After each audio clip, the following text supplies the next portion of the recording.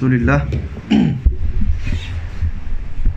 Inshallah, we will continue our discussion on the topic of Salat Al Eidain, the rules of Eid prayer. عن أم عطية نسيبة الأنصارية رضي الله عنها, she said, أمرنا النبي صلى الله عليه وسلم أن نخرج في العيدين العواتق وذوات الخدور.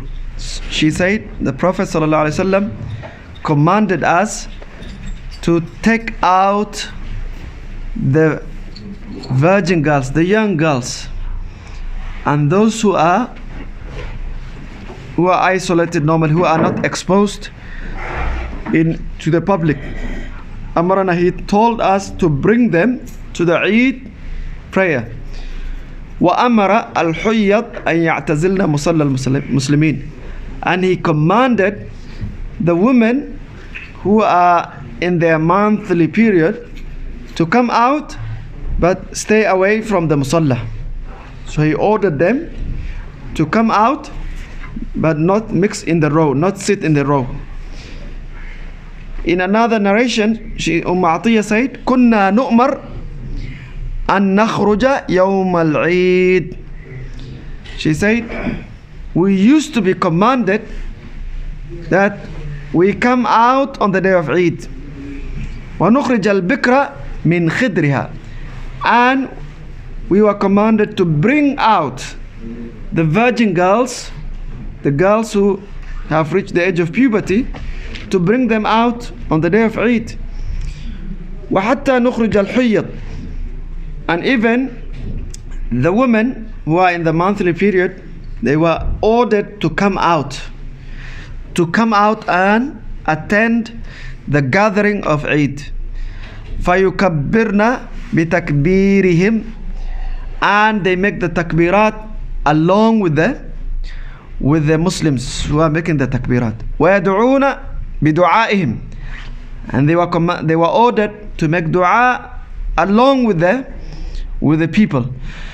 يرجون بركة ذلك اليوم وطهرته, hoping the blessing of that day and the purification. So Atiyya, she said, even the women who are not required to pray, they were ordered to come out, bring them out. The girls, at that time, the girls who are young, virgin, they were very shy. So they are called Dawat al-Khudur. Al-Khudur means as-sitr. So they used to stay away from men, from the society, very shy. Even those girls, they were ordered to come out and join the Muslims on the day of Eid. Why? يوم العيد من الأيام العيد من الأيام المفضلة. The day of Eid are the days of blessed days where barakah of Allah subhanahu wa ta'ala descends. التي يظهر فيها شعائر الإسلام.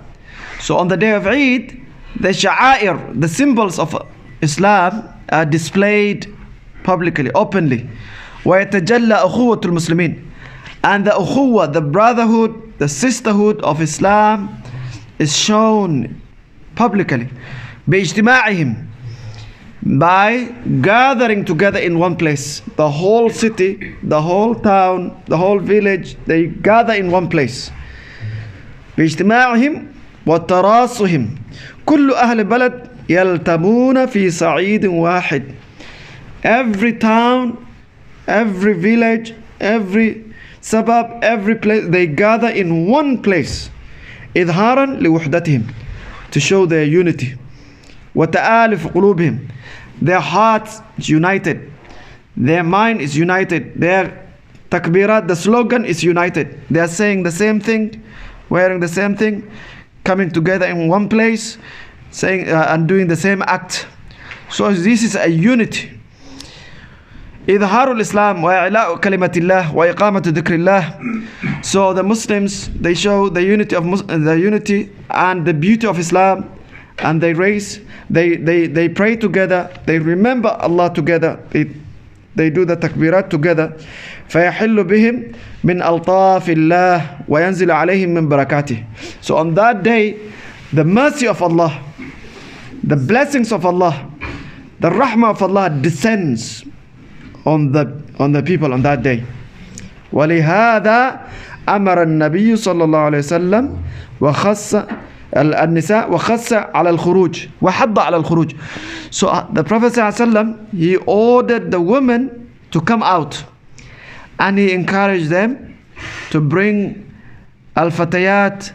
He told them to bring their young daughters, وَالنِّسَاء الْحُيَّض, and the women who are in their menses, to come out, على أن يكن في ناحية عن المصلين, but they should stay behind the musallin. They should not be in lines.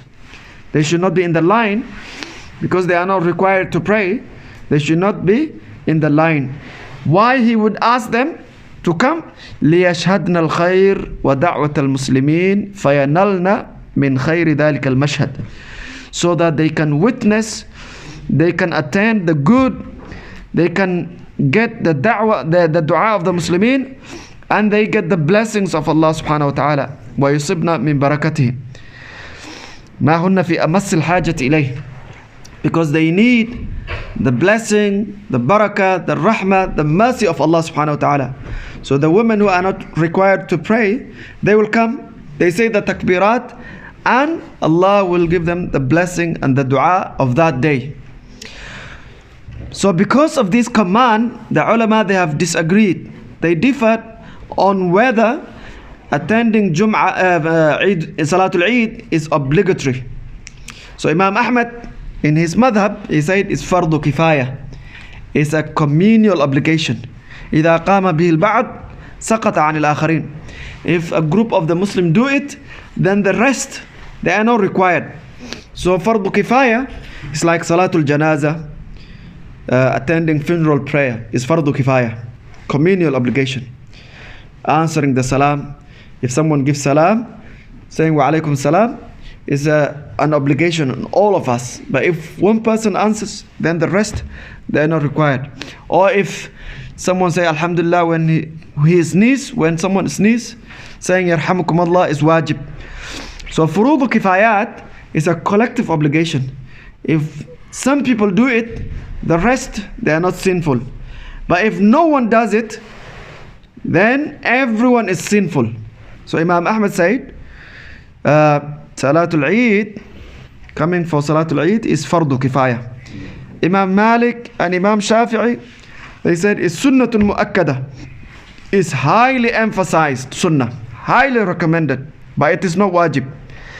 And they said, when Nabi Sallallahu Alaihi Wasallam asked, when he was asked, when the A'rabi, the Bedouin, when he asked him, Ya Rasulullah, is there any other prayer that I must pray?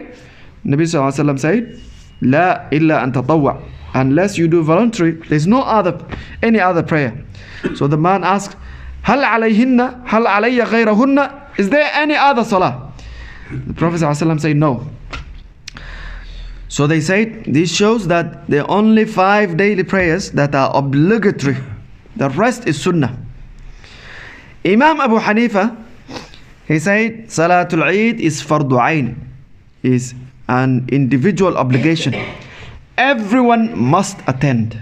Everyone, including the women who are not required to pray, because Nabi Sallallahu Alaihi Wasallam, he commanded them to come. He ordered them. It's amr. And many ulama, many contemporary ulama, they said madhab Imam Abu Hanifa is the right madhab in this regard, because of the overwhelming evidence.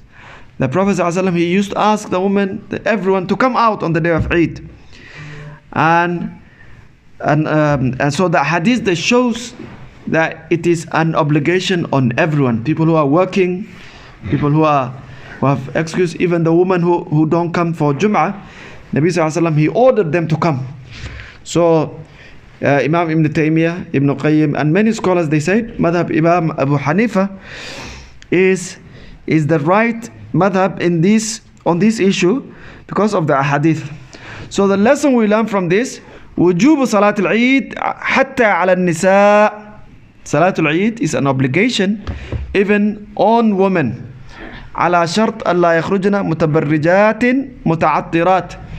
But the condition is they should not come out while they are not covering themselves properly, or they use perfume, or they cause fitna for the people. So they should protect their chastity, their clothes, their hijab. They should make sure that they fear Allah subhanahu wa ta'ala when they come on the day of Eid. وجوب اجتناب الحائض المسجد لألا تلوثه. So from this hadith we learn the women who are in their monthly cycle, they should not come to the masjid. Why? So they don't contaminate the place. There's no blood leaking to the floor of the masjid. So at that time, as you know, they didn't have the protection that the women have today. The sanitary part, they didn't have those things. So the women, when they have monthly period, they will stay home until the period is over. So they should not come to the masjid so that they don't contaminate the place. أن مصلى العيد له حكم المسجد.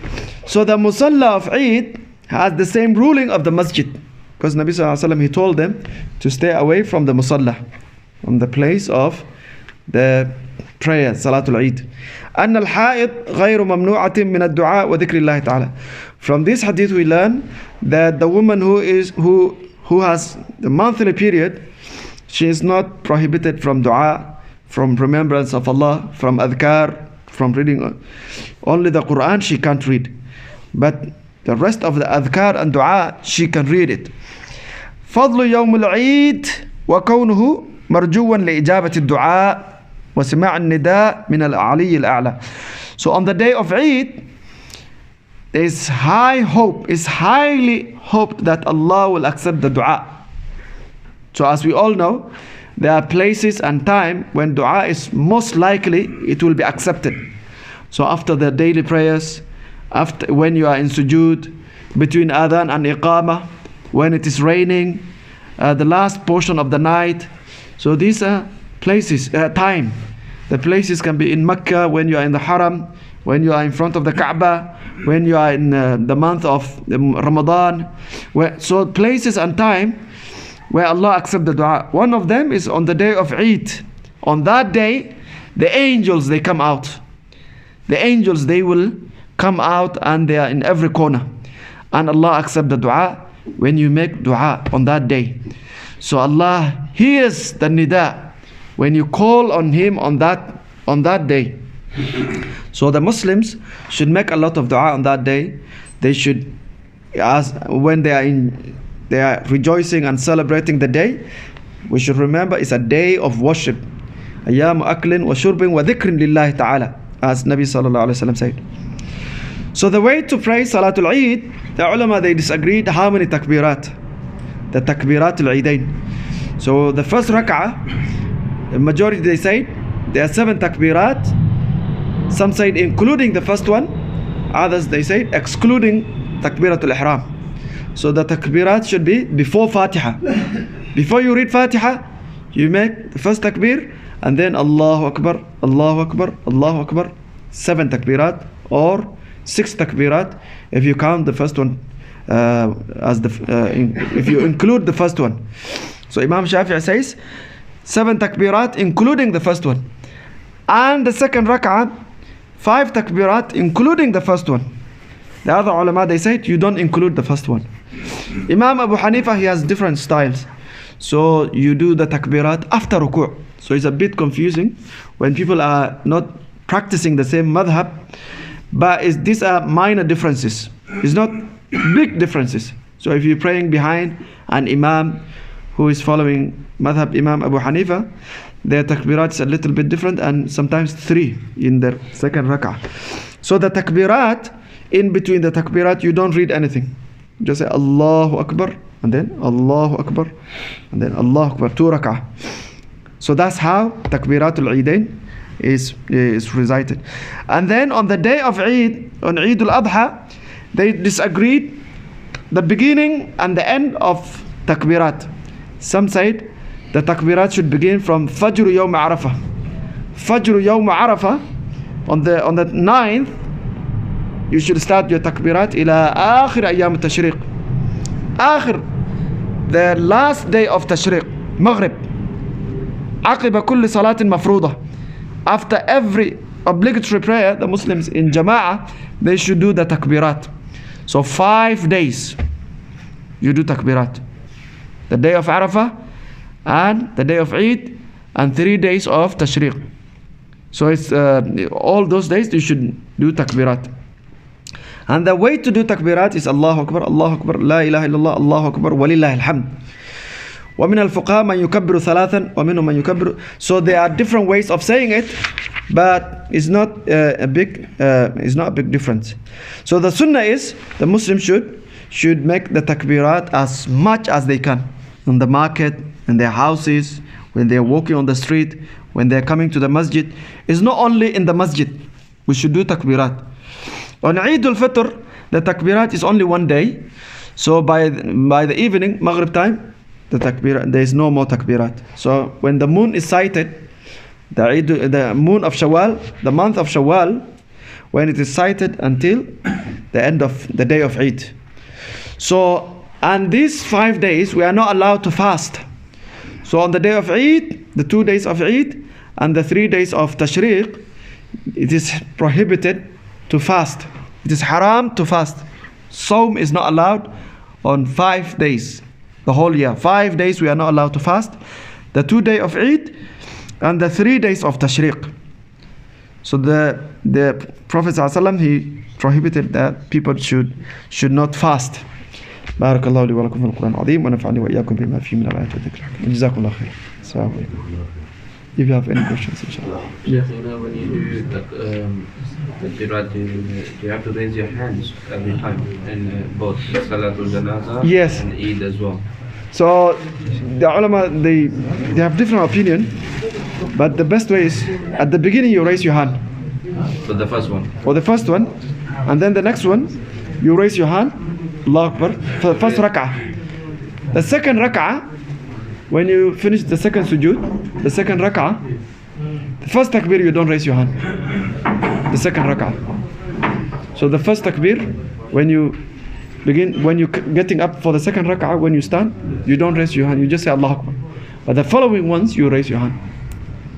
No, you mean the 7 takbirat. The 7 takbirat, you raise your hand. All of them? All of them, yes. The second rak'ah, the first takbir, you don't raise your hand. Only the 5 takbir, you raise your hand. Sujood, Salatul Janaza, inshallah, we're going to see after one chapter is Salatul Janaza. So you raise your hand at the beginning. And some ulama, they said you can raise your hand, all the other ones. Imam Abu Hanifa and many scholars, they said you don't raise your hand. And it's only one salam. So Salatul Janaza is coming, inshallah. We're going to do. Yeah. Yeah. She can touch the Quran. Yeah. Can she read it in the mobile? Mobile, yes. Yeah. But some ulama, they said when a woman is in her monthly period, she should not read the Quran except the adhkar. Except the adhkar, she should not read the Quran at all, even from her memory. Yeah. But touching mobile, because mobile is no Quran. But reading the Quran, they said is prohibited. Tawaf is prohibited. Salat is prohibited. So there are 5, 6 things that women who have haid, she cannot do it. So one of them is Quran. Tawaf, Salah, and touching the Quran, and sexual intercourse.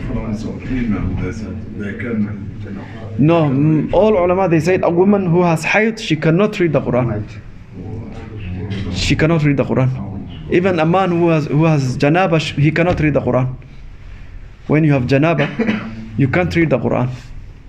Even from mobile. Even from the mobile. Because reading Quran is you need to have. Unless there is a need to like teach us and. Some ulama in our time, they said if a woman is hafiz Quran and her monthly period is like 15 days, is long, she might forget the Quran, or maybe some ulama like Imam Albani, he allows the woman to read the Quran. But in classical fiqh, all ulama, all madahib, all of them, they say it's haram for a woman to touch the Quran or to read the Quran from her memory. Except the adhkar sabah wal masa. They disagreed. Can she read Qul Huwallahu Ahad, Surah, or Ayatul Kursi, or those surahs? What if she's teaching? Even if she's teaching the madhab, all madhab, they said she can't read. Imam Shaykh al-Albani said the adilla they mentioned is da'if. She can read. So his madhab is different. But Imam Malik, all the scholars, all of the scholars, Shaykh Nu'taymin, Shaykh, all of them, they said a woman should not read Quran, should not teach. So it's only few scholars allowed. Yeah. Brother, I just like to mention regarding Salat al-Jum'ah. Yeah. You told us you have to come early, read Quran, take your time, sit in the first row.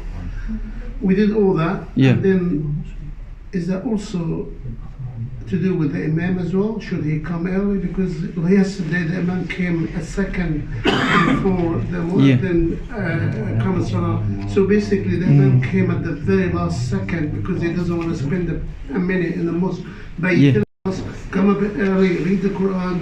Is it to do with the Imam? Is he? No, it's nothing to do with the Imam. It's nothing to do. The Prophet ﷺ, he used to walk into the masjid and straight he will go to the minbar. So it's nothing to do with that. He should come early, he should get the ajr.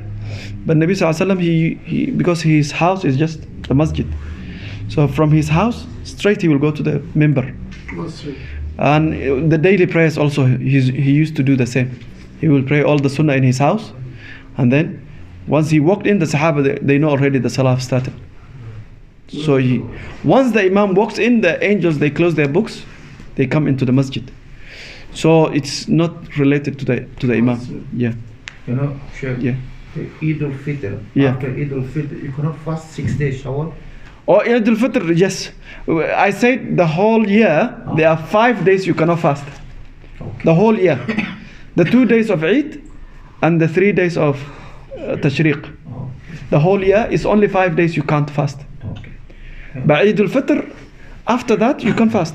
Eid al-Adha, you cannot fast, and the following 3 days you can't fast. So the whole year it becomes 5. No.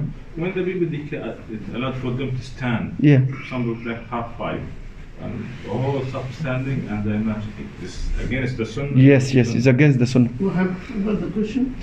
If the لأن بعضهم بوقفوا قدام الإمام والإمام جالس هنا، هذا مخالف للسنة. No, the people, they used to wait for the Imam at the time. But some people are in a hurry. What's the question? We don't understand the question. No, he said, if the Imam the Iqamah has not been called, and the people, they are already standing, Yeah. the whole masjid standing, Yeah. this is against the sunnah. The sunnah is, when the Iqamah has been called, we stand up. Qad qama salah, you stand up, you get ready. And then the Sahaba, they used to wait for the Imam to come or to stand, and then they will stand up. But it's not a big problem, inshallah. If some people, they're in a hurry, yeah, they are in a hurry and it's not, inshallah. Yeah. Regarding the tusbah. Yeah. Tusbah. The huh? Is there Sabha. yeah. We say it's tusbah. Somewhere it's done. Regarding that, I was told it's bid'ah, but it's an innovation. Rasulullah never used it. But there are some ulama disagree with it and say it's not bid'ah. Some ulama say it's bid'ah. Then I found out recently that Christians use it way before us, and the Hindus were using it way before us. Yes. So in that sense, we should use it. No, it's not bid'ah, because at the time of Nabi Sallallahu Alaihi Wasallam, they used to count their tasbih with the pebbles. With pebbles. Yeah, pebbles, al-hasa. Yeah. So on Friday he prohibited. He said, "Man massa al-hasa fala jum'a lah." If you touch the pebbles, there is no jum'ah for you. So During khutbah, you mean? during khutbah, yeah. Okay. That So means you're bored, you know. yeah, there are some people, they cannot, because they are old, they cannot use their fingers because they get confused 33 times. They get confused, so they can use it. They can use yeah. But if you don't need it, the fingers are Old. The fingers are far better because these fingers, they will be with your witness. Yeah, they'll be witness. They will be your witness on the day of judgment. But if someone is old and they cannot count properly, they can use it. They can use, yes. The only thing I'm thinking, waving to a bit more, it's against. No. Now they use even a watch. You just. The little watch. So every generation is different. It's a new thing. So you cannot say bid'ah the watch if you just clicking. No. The little watch. I'm not saying it's bid'ah. Reason being, Christians never use it. And No, it's not about the Christian. What is prohibited is if things are unique to a culture, then it's prohibited to imitate. But that's what I'm saying. Now you're wearing clothes. The Christian, they wear clothes. It's not bid'ah. It's not unique to them. This was used by the Yeah. Jews No, it's not. way before us. Better to use your hand. And Yeah, it's better to use the hand, yes. But it is not because the Christians are using, we can't use. There are many things. It's common values. It's common to everyone. Like that. Common things to everyone. So it's not. Don't. Yeah, it's not like. Big deal. It is a big deal. Yeah. Sorry. Now don't Yeah. think that. You know about the Quran? Yeah. Can we distribute Quran to the non-Muslims? If it's translated, yes. Or it's half translation, half Quran. Yes. By full Quran, full Arabic Quran, you shouldn't, because if No Arabic, no English. only English is okay. Translation. Translation is okay. Again, If half of it, yeah. Because you know the region part most, Yeah. they gave us boxes. with Yes, Quran yes. You should give. for Yes, dawah. yes. touching a female, Yes, breaking the wudu. no. yes. Different opinion. That's the question I want to really ask. You touch, even by accident. Yeah. Say you're in a supermarket Yeah. and you pay with the cash, and the female is giving you change back, and you got your hand like this, and then boom, she drops the change in your hand, and she touches your. No, that's okay. That's not, don't worry. That doesn't break your wudu. Even Imam Shafi'i. Imam Shafi'i's madhab is not the right one. Meaning, Jima'. exactly. Yeah. It's not like touching. The ayah say awla mastum nisa, touching. Touching Imam Shafi'i is the literal touching. But the meaning is sexual intercourse. If you, Allah said, if you have sexual intercourse, your wudu is Is it broken. with that or is it with Intention as well. with intention, like? Or if you touch with desire. Yes, That's right. desire. Desire, yes. Like you touch with desire. Yeah. So you asking the question. I'm asking because you know, it's It happens, yeah, accident. By accident you touch. That's okay. It's a lot of accidents. Yeah. Stop it. Allahu Akbar. MashaAllah, barakallah fik. So what did you do?